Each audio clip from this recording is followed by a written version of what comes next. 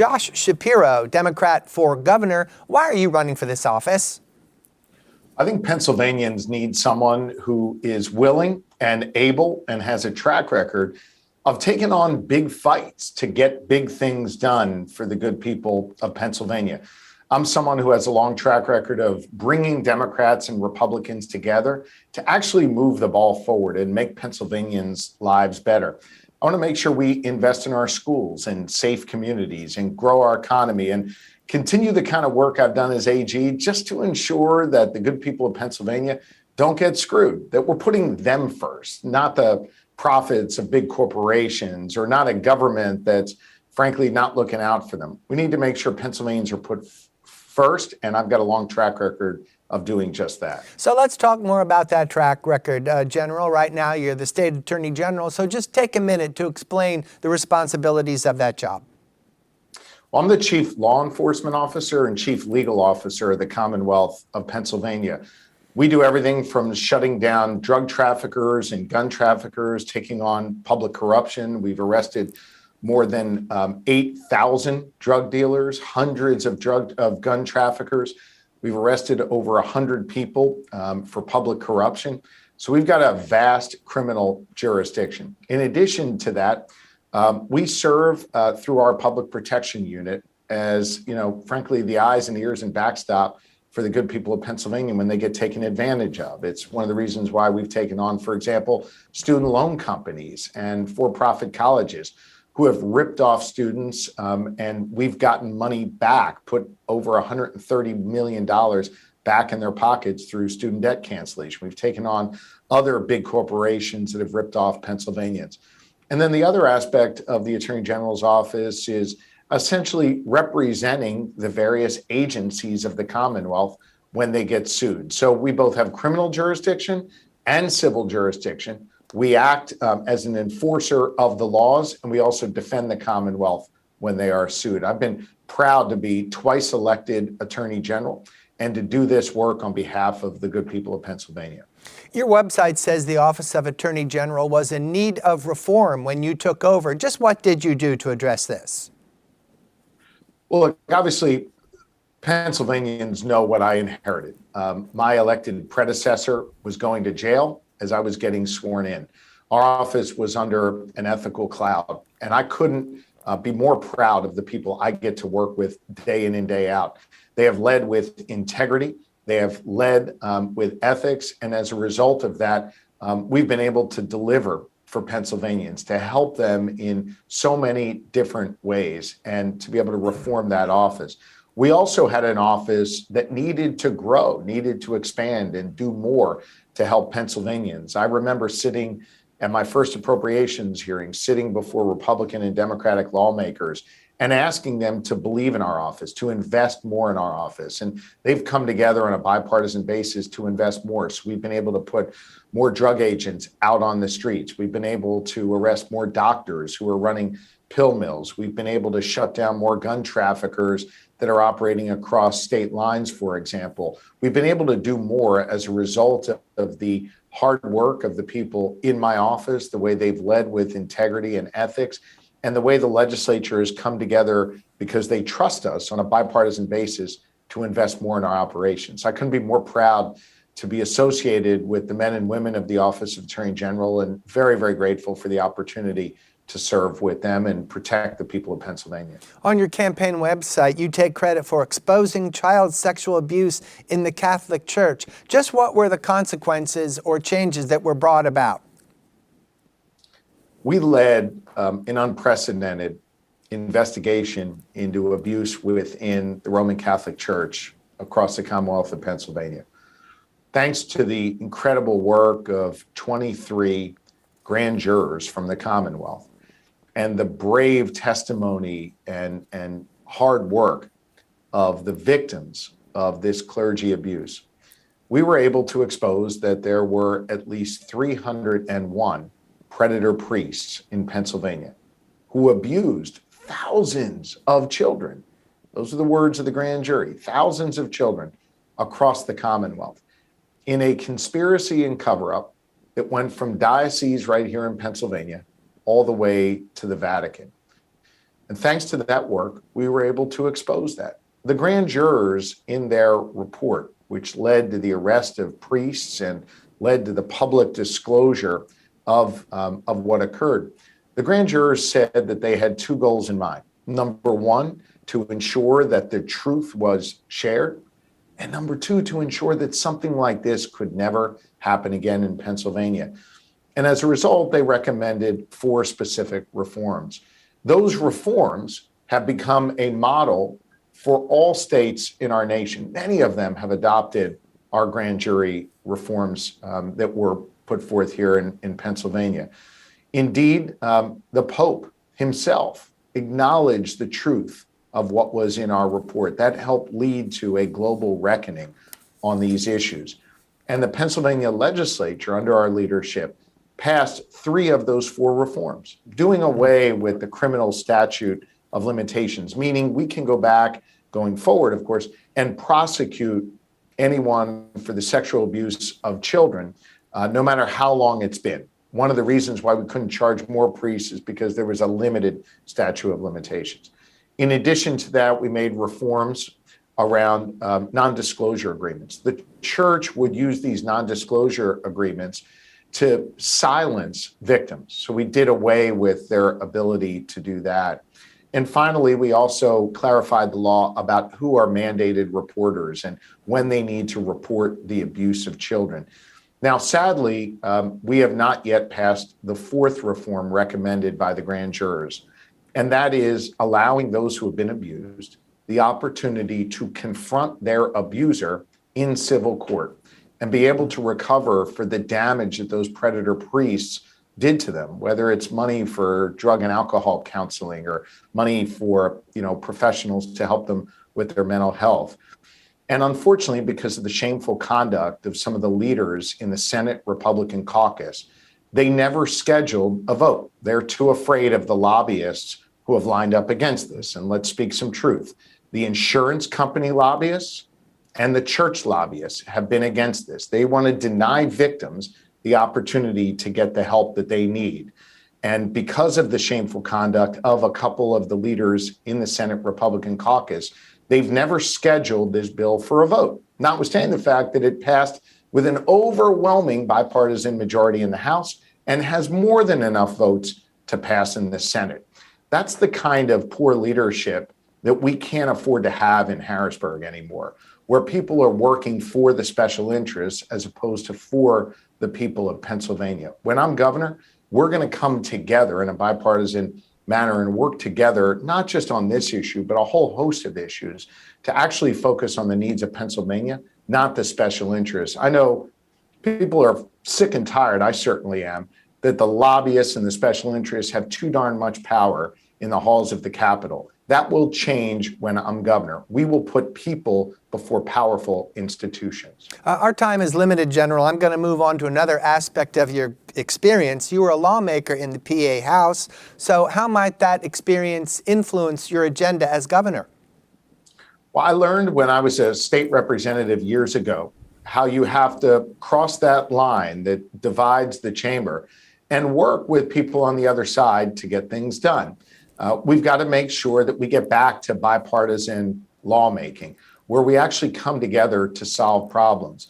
I'll be putting forth as governor an agenda that cuts taxes and invests in workforce development and reduces costs for families, invests in education, invests more in policing so we can have stronger public safety. I think all of these issues that I'm campaigning on and talking about every day are things that have bipartisan support. And I learned as a lawmaker the importance of working across the aisle to get things done.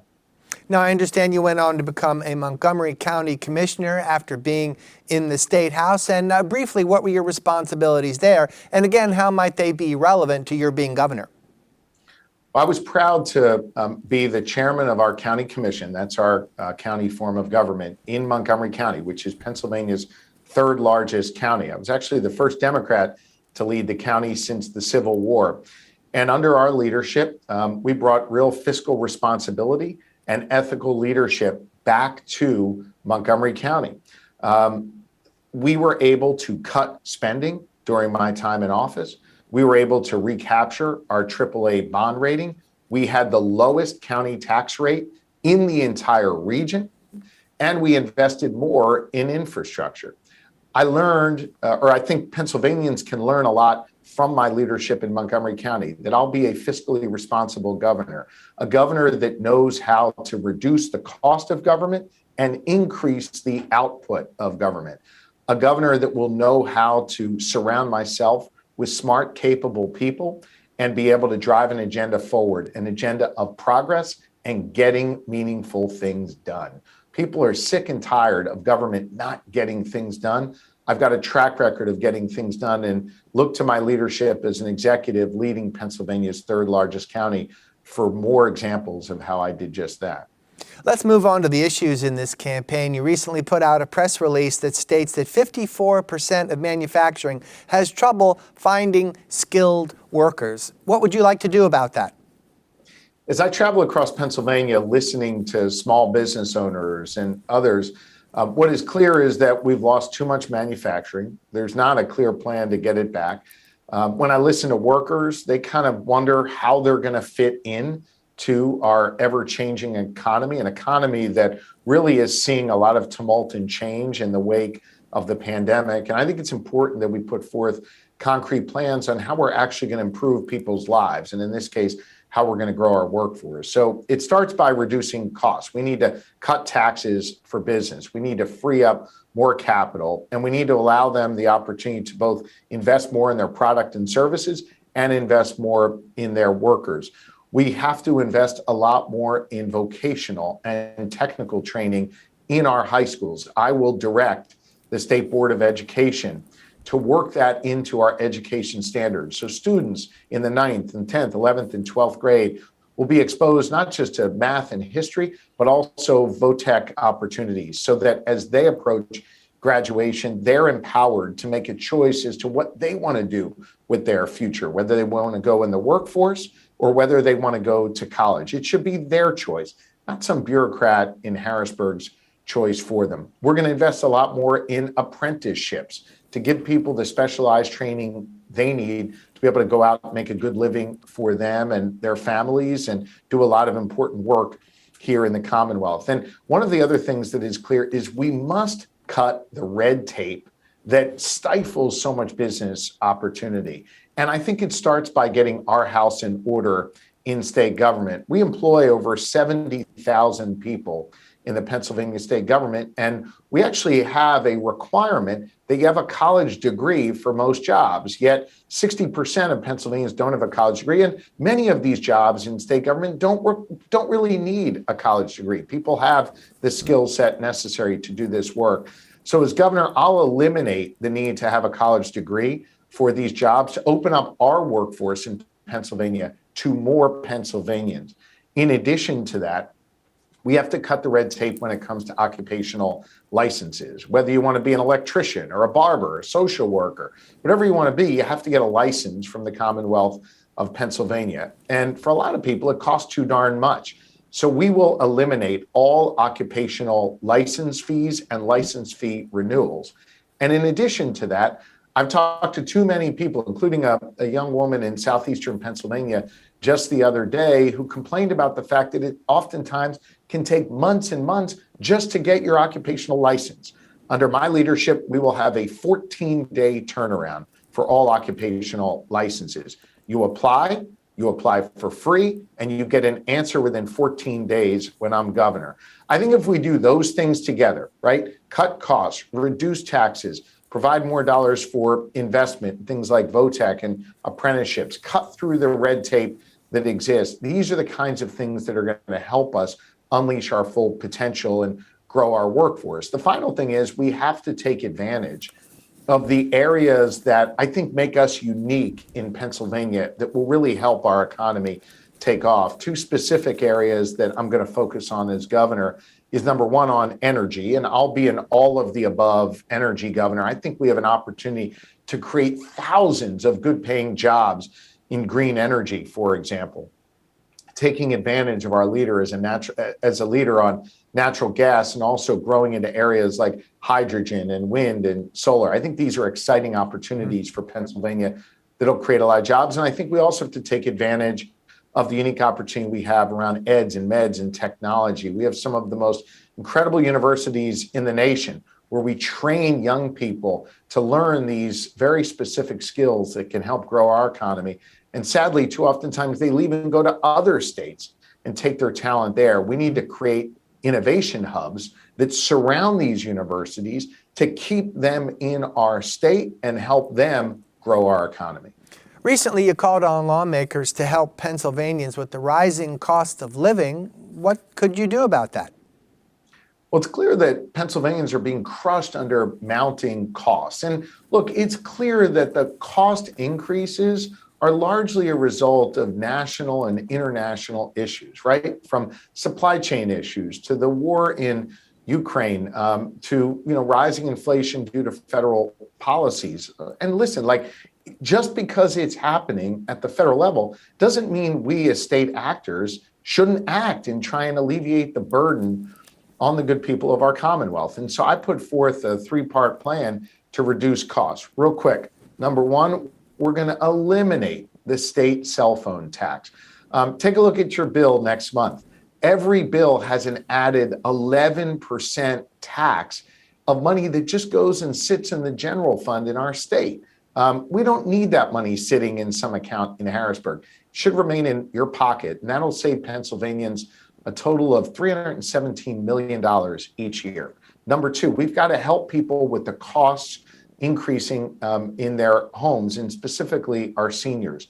So I want to double the property tax rent rebate, take it from about $500, which is what most folks get, up to $1,000, and then increase the number of seniors and those who are disabled with access to the property tax rent rebate up to 750,000 Pennsylvanians.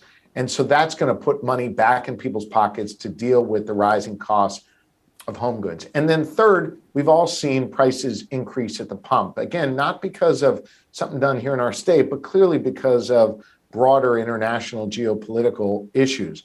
I want to put money right back in people's pockets today by giving them a $250 gas tax rebate for every car they own or lease. If you have two cars, you get $500, three cars, $750, and so on. Let's put money back in people's pockets directly right away to offset the cost of gas. So whether it's some nuisance, nonsensical tax like a cell phone tax, helping people stay in their homes by expanding the property tax rent rebate, or reducing the price at the pump with a gas tax rebate, we've got a clear plan on how to cut costs for Pennsylvanians. Very often we're hearing about gun violence on the news, and is there any plans in your campaign to help reduce gun violence? Any specific ideas? Absolutely. Number one, there must be accountability for those who pick up a gun illegally and those who use it to wreak havoc on our communities or use it to inflict pain or suffering on others. There must be real accountability all across Pennsylvania. Second, we need more police in the Commonwealth. I have been sounding the alarm about this for years. I've been talking about investing more in police for years. We're actually short 1,229 municipal police officers right now across the Commonwealth. That doesn't include the hundreds of vacant positions at the Pennsylvania State Police. We need to invest more in policing right now. That's going to lead to safer communities, and it's also going to lead to more trust between the police and the community. It affords local police the opportunity to get out of their patrol car and walk the streets and get to know the kids and talk to the grandmoms on their porches and others. So that's going to improve policing, and it's going to improve public safety. We also need to make sure that we are investing in the things that drive violence, that lead to violence. And I see this every day as Attorney General. Those cases that come across my desk, typically you can draw a line from that violent activity back to someone who's dealing with mental health issues, drug and alcohol issues, some trauma issue in their community. They're dealing with a community where they don't really have educational opportunities, and certainly they don't have economic opportunities, largely communities that are racked by poverty. I think it's time that we invest in those underlying drivers of violence while ensuring on the law enforcement side there is real accountability and that there's more police. There's been a lot of debate recently about Governor Wolf's plan to join a program that would reduce greenhouse gases, and Republicans are opposed to this. And is this something that you would likely inherit in the event you win the general election in November? Well, look, it's clear that this is going through litigation right now, and it will likely fall on the desk of the next governor. And I've been very clear and transparent about my views. We need to make sure that any energy policy like this meets a three-part test. Number one, does it protect the existing jobs in energy and create opportunities for new jobs? Number two, does it protect consumers? I don't want to see consumer costs for their utilities, right, for their gas and electric to go up.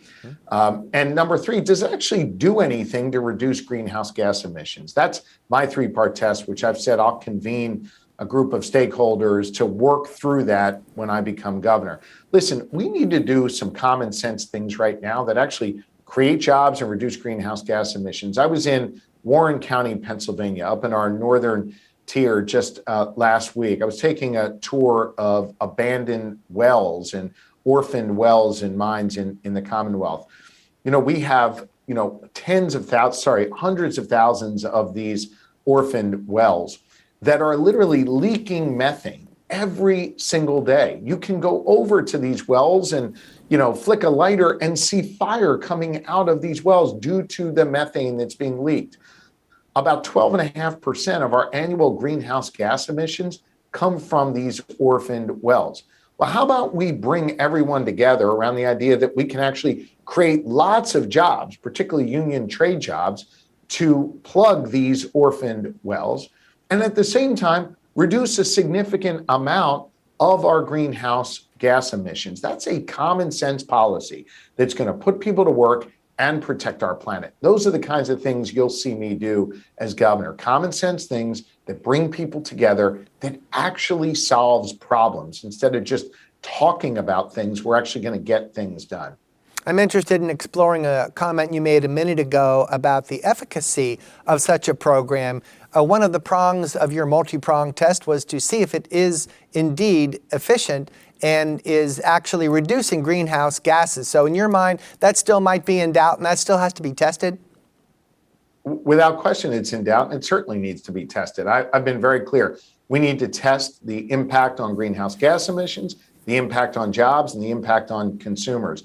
If it's negatively impacting consumers, if it's reducing jobs, I'm not going to support that. And certainly it needs to do something positive to deal with greenhouse gas emissions. And so far, that is not a plan I've seen. But what's clear is that these issues are being litigated. They're going through a court process, and it's likely going to fall on the desk of the next governor. And I'll be prepared to convene a group of stakeholders from all different perspectives to come together to address my three-part test. So let's talk more about the task that is being charged to voters in May for the primary election. And in your case, you are unopposed in this primary. So given that, what is your method of campaigning at this point, just being the lone Democrat on the ballot? Well, people who know me know I work my tail off. I travel all across the Commonwealth during campaign years and non-years.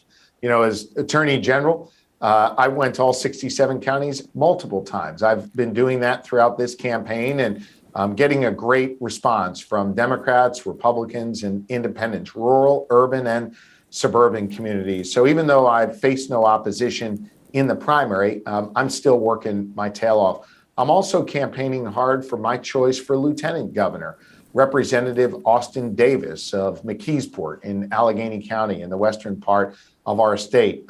While we run separately in the primary, I wanted the people of Pennsylvania to know who my choice is, someone who will be an effective teammate for me, not just in a campaign, but most importantly, to help us meet this moment and deal with the pressing needs of Pennsylvanians. I want someone who, like me, knows how to bring Democrats and Republicans together to get things done, who brings a different set of life experiences to the table, who's going to challenge me and be a good partner in this process. And so I'm proud to endorse Austin Davis for lieutenant governor. And I encourage you, when you go vote in our primary, to vote for Josh Shapiro and for Austin Davis.